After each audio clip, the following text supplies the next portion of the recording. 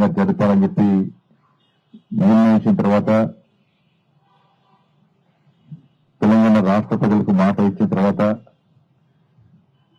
నరేంద్ర మోడీ గారి ప్రభుత్వం శ్రీ అమిత్ షా గారి కేంద్ర హోంశాఖ మంత్రులు శ్రీ అమిత్ షా గారి నేతృత్వంలో గత సంవత్సరం కూడా ఈ తెలంగాణ విమోచన దినోత్సవాన్ని ఇదే పరేడ్ గ్రౌండ్స్ లో చాలా బ్రహ్మాండంగా తెలంగాణ ప్రజలందరి సమక్షంలో నిర్వహించడం జరిగింది.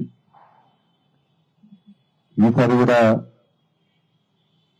తెలంగాణ విమోచన దినోత్సవాన్ని కేంద్ర ప్రభుత్వం నరేంద్ర మోడీ గారి యొక్క ఆదేశాల మేరకు అమిత్ షా గారి సూచన మేరకు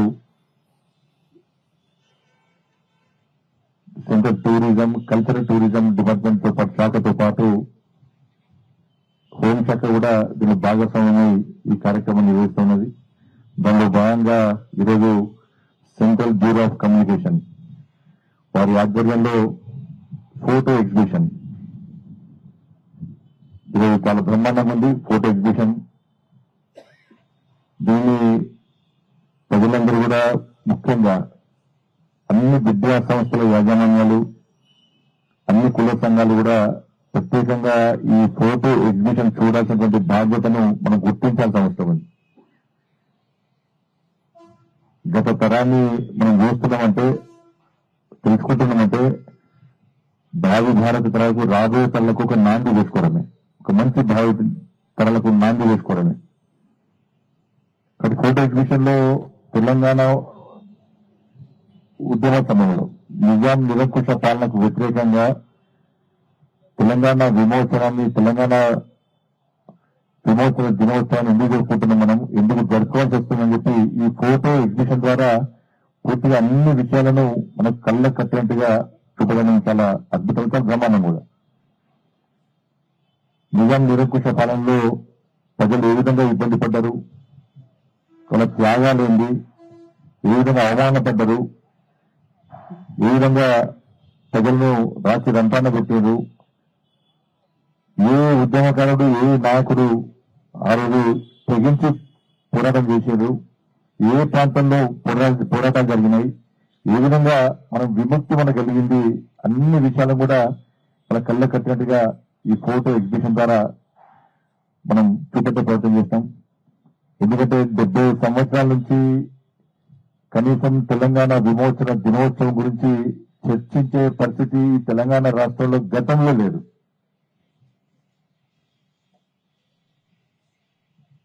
ఇంతవరకు కూడా ఎవరు కూడా తెలంగాణ విమోచన దినోత్సవం గురించి చెప్పినటువంటి దాఖలాలు లేవు. తెలంగాణ ఉద్యమ సమయంలో అప్పటి నాయకుడు ముఖ్యంగా శ్రీ సిహెచ్ విద్యాసాగరరావు గారు ముఖ్యంగా చొరవ తీసుకొని ఈ తెలంగాణ విమోచన దినోత్సవాన్ని అధికారికంగా జరపాలని చెప్పి ఆ రోజు వారు ప్రారంభించిన తర్వాత తెలంగాణ రాష్ట్ర వ్యాప్తంగా అనేక మంది యువకులు స్వచ్ఛందంగా జాతీయ జెండాలు చేతిలో పట్టుకొని మా తెలంగాణ స్వాతంత్ర దినోత్సవాన్ని తప్పకుండా జరపాల్సిందని చెప్పి పాలకుల మీద ఒత్తిడి తీసుకునే సందర్భాన్ని మనం గుర్తు చేసుకోవాల్సిన అవసరం ఉంది. అనేక లాఠీచార్లు జరిగినా, ఎన్ని గొడవలు జరిగినా కూడా తెలంగాణ యువత అంతా కూడా తెగించి కొట్టాడి కలెక్టరేట్ల ముందు పోలీస్ పరేడ్ గ్రౌండ్స్ లో జాతీయ జెండాలను ఎగిరేటువంటి సందర్భాన్ని మనం గుర్తు చేసుకోవాల్సి ఉంది. దాని స్ఫూర్తి ఏంటంటే ఈ తెలంగాణ పోరాటమే. ఆ రోజు మహిళలను నగ్నంగా బతుకమాడించడం, దాంతోపాటు చిన్న పెద్ద ముసలి ముత్క తేడా లేకుండా నిజాం ఏ విధంగా ఇబ్బంది పెట్టాడు. వాళ్ళు అనేక ప్రాంతాల్లో ఇలా వీర బైరాన్పల్లి దాదాపు 100 మంది నిజాం రజాకారులను ఎదిరించడానికి సొంతగా దళాన్ని ఏర్పాటు చేసుకొని ఏ విధంగా రజాకారులను తరిమికొట్టి సొంతగా ఆయుధాలను తయారు చేసుకుని ఏ విధంగా తరిమికొట్టినో చివరకు పెద్ద ఎత్తున ఫోర్స్ వచ్చి అలా 100 మందిని ఏకదాటిగా హతమార్చడం, ఇలా గుండ్రాంపల్లిలో యువతను ఏ విధంగా హతమార్చడము, దాంతోపాటు పరకాలలో కూడా దేశానికి స్వాతంత్ర్యం 1947 ఆగస్టు 15 వస్తే ఇలా 399 రోజులు మనం ఫైట్ చేసిన తర్వాత, యుద్ధం జరిగిన తర్వాత 1948 17 సెప్టెంబర్ రోజు మనకు విమోచన కలిగిందంటే మనం అర్థం చేసుకోవాల్సిన అవసరం ఉంది. ఇలా పరకాలలో జాతీయ జెండాలను చేతబట్టుకొని వందే మాతరం అంటూ భారత్ మాతాకి జై అంటూ ఇలా పరకాలలో ప్రజలందరూ కూడా తెలంగాణ ఉద్యమకారులందరూ కూడా జాతీయ జెండాను ఎత్తుకొని రోడ్డు మీదకి వస్తే వందే మాతరం అని గర్జిస్తూ వస్తుంటే వాళ్ళ రజాకర్లు ఏ విధంగా ఏకదాటిగా కాల్పులు జరిపి 1500 మంది ఇవాళ ఉద్యమకారులను హతమార్చిన ఫైరింగ్ ద్వారా హతమార్చిన సంఘటనను తెలంగాణ సమాజం ఎప్పుడు మర్చిపోదు. వీర బైరాన్పల్లిని మర్చిపోదు, గుండ్రాపల్లిని మర్చిపోదు, 1000 ఊడల మాదిరిని మర్చిపోదు తెలంగాణ సమాజం. మహిళలు నగ్నంగా బతుకమ్మ దుర్మార్గ సంఘటన తెలంగాణ సమాజం మర్చిపోదు. ఆ రోజు చాకలి ఎల్లమ్మ గాని, బూర్గుల రామకృష్ణారావు గాని, కుమరం భీం, కొండా లక్ష్మణ్ బాపూజీ, చాకలి ఎల్లమ్మ ఇట్లా అనేక మంది, ఇలా హిందూ మహాసభ, ఆర్య సమాజ్, ఇవన్నీ కూడా ఈ అన్ని సంస్థలు అనేక మంది ఉద్యమకారులు ఆ రోజు నిజాంకు వ్యతిరేకంగా పోరాడుతున్నటువంటి సందర్భంలో అనేక ఇబ్బందులు పడ్డా కూడా ఇవాళ మనం వాళ్ళ ఉద్యమ స్ఫూర్తిని, వాళ్ళ యొక్క ఆకాంక్షలు మనం తెలుసుకోవాల్సిన అవసరం ఉంది. కాబట్టి దాన్ని దృష్టిలో ఉంచుకునే కేంద్ర ప్రభుత్వం ఈ చరిత్రను తెరమరుగేయద్దు. ఈ చరిత్రను తెరమరుగేయడానికి కొంతమంది ప్రయత్నం చేస్తున్నారు.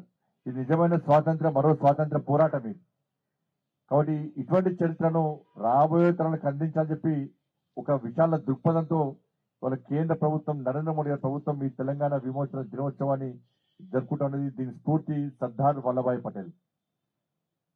నిజంగా ఆ రోజు తెలంగాణ రాష్ట్రం, తెలంగాణ సపరేట్ దేశంగా ఏర్పడే, సపరేట్ రాజ్యంగా ఏర్పడే ఉంటే, సపరేట్ దేశంగా ఏర్పడే ఉంటే వాళ్ళ భారతమాత ఒడిలో తల్లి, భారతమాత కడుపులో ఒక క్యాన్సర్ వ్యాధిలాగా వ్యాపించేది. కానీ ఈ వ్యాధిని ఆపరేషన్ పోలో అనేటువంటి ఒక శస్త్రచికిత్సతోని నయం చేసినటువంటి గొప్ప వీరుడు సర్దార్ వల్లభాయ్ పటేల్. దాన్ని మనం గుర్తుంచుకోవాలి. ఆపరేషన్ పోలోతోని ఏ విధంగా నిజాం మెడల్ వంచి మనకు విముక్తి కలిగించడో మనం గుర్తుంచుకోవాల్సిన అవసరం ఉంది. కాబట్టి ఆ రోజు నుంచి ఈ రోజున కూడా సర్దార్ పటేల్ చరిత్ర కూడా చెప్పేటువంటి పరిస్థితి లేదు. కానీ నిజమైన ఉద్యమకారుల గురించి మాట్లాడుకునే పరిస్థితి లేదు, వాళ్ళ చరిత్రను చెప్పే పరిస్థితి లేదు. ఇటువంటి పరిస్థితిలో కేంద్ర ప్రభుత్వం, భారతీయ జనతా పార్టీ ప్రభుత్వం, నరేంద్ర మోడీ గారి ప్రభుత్వం, ఎన్డీఏ ప్రభుత్వం ఇవాళ తెలంగాణ ప్రజలకు ఏదో విముక్తి కలిగిందో ఆ సందర్భాన్ని మనకు పండుగ వాతావరణంలో నిర్వహించుకోవాలని చెప్పి ఒక మంచి ఆలోచనతోని ఈరోజు తెలంగాణ విమోచన దినోత్సవాన్ని ఇవాళ అధికారికంగా జరుపుకుంటున్నాం. కాబట్టి అందరం కూడా దీన్ని స్ఫూర్తి తెలుసుకోవాలి. మనం ఎందుకు జరుపుకుంటున్నాం, దేనికోసం జరుపుకుంటున్నాం, వీరుల త్యాగాలేంది, ఎవరు త్యాగం చేశారు అటువంటి విషయాన్ని ఎప్పుడు కూడా మర్చిపోయే ప్రయత్నం చేయద్దు. కాబట్టి ప్రతి సంవత్సరం కూడా దీన్ని ఘనంగా నిర్వహిస్తాం. నెక్స్ట్ అటువంటి ప్రభుత్వం ఏర్పడితే కూడా దీన్ని ఇంకా ఘనంగా నిర్వహిస్తాం. సర్దార్ పటేల్ చరిత్రను పాఠ్యాంశంలో చేర్చాల్సిన అవసరం ఉన్నది. అందరు పాలకులు ఆలోచించాల్సిన అవసరం ఉంది. వీరుల చరిత్రను తెరమరుగు కాకుండా పాఠ్యాంశాల్లో చేర్చాల్సిన అవసరం ఉన్నది. తెరమరుగు చేసే ప్రయత్నం చేయదు. ఇటువంటి వ్యక్తులను స్ఫూర్తిగా తీసుకోవడానికి ప్రయత్నం చేయాలి తప్ప దీన్ని వక్రీకరించే ప్రయత్నం చేస్తే వారు కూడా తెరమరుగు అవుతారన్న విషయాన్ని మనం గుర్తుంచుకోవాల్సిన అవసరం ఉంది. కాబట్టి సెంట్రల్ బ్యూరో ఆఫ్ కమ్యూనికేషన్ ఆధ్వర్యంలో ఈ రోజు నిర్వహించినటువంటి ఈ కార్యక్రమం నిజంగా చాలా అద్భుతమైన కార్యక్రమం. దీన్ని అందరూ కూడా చూసి ఆ చరిత్రను తెలుసుకోవాల్సిందిగా, రాబోయేలకు అందించాల్సిందిగా అందరికీ విజ్ఞప్తి చేస్తూ ముగిస్తున్నాను. భారత్ మాతాకి జై.